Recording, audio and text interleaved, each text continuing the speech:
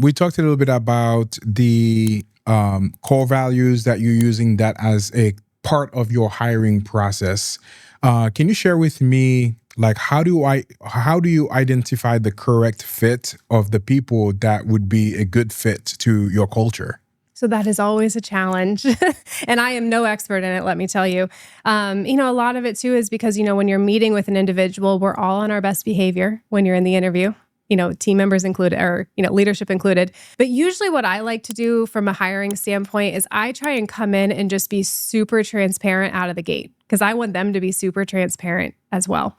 And so to try and hire towards our core values, I'll ask them some really tough questions, not because I actually care about the answer.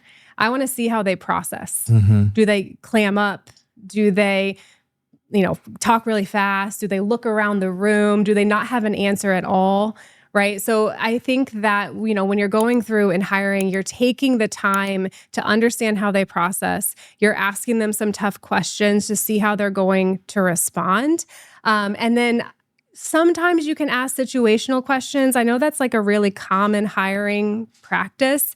I've always found, though, that when you ask the situational questions, they're going to give you a story that isn't necessarily consistent with what you're experiencing with them in the room. Mm-hmm. I don't know if that makes sense. That makes sense, yeah. But it's almost as if they fabricated the story a little bit and you're just trying to kind of navigate through it. Other than that, I feel like you just need to hire good people, and then you need to do your best to train them once they're in, and then just be really candid with feedback to help guide them if they're not achieving the core values that you were anticipating they would. Yeah. Do you typically use any tools such as predictive index or any other types of tools like that to select those types of people? So we currently use the DISC, less because you can't really use the DISC for hiring. It's not really the intent. It's not like a personality thing. The DISC is for communication. So we fully believe in communication. We are a team that has to over-communicate in order to manage the projects that we're responsible for. So we will have team members take the DISC after they are hired. And it's mainly a way we share it with their project manager. We share it with their project teams. Of course, we share it with their manager. And then actually on the outside of all of our doors of our offices or our stations, we have the individual's DISC profile as well.